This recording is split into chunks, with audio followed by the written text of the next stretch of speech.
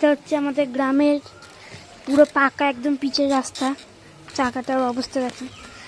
কালকে রাত্রিবেলা এক ভয়ঙ্কর বৃষ্টিতে আমাদের এই পাকা পিচের রাস্তা তৈরি হয়েছে।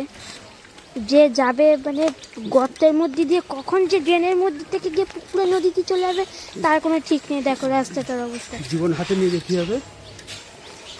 এখানকার এলাকাবাসীদের মানে কতটা একটা ঝুঁকিপূর্ণভাবে বাড়ি যেতে হবে। এখানে পুরো বাঘের পাচ্ছা, মানে বাঘও এখান থেকে যেতে ভয় পাচ্ছে।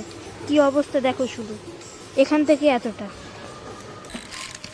সো গাইস, 1500 বছর পরে এখন আমরা আমাদের বাড়ির গলির সামনে চলে এসেছি। এটা হচ্ছে এখনো ফিল আপ হয়নি, রাস্তা হয়নি, রাস্তা হবে। সব এলাকাবাসীর কথা মাথায় রেখে চিন্তা করে এই অবস্থা। এই যে এই ভেবে করছিস কি রে, চিনতে পারছিস না?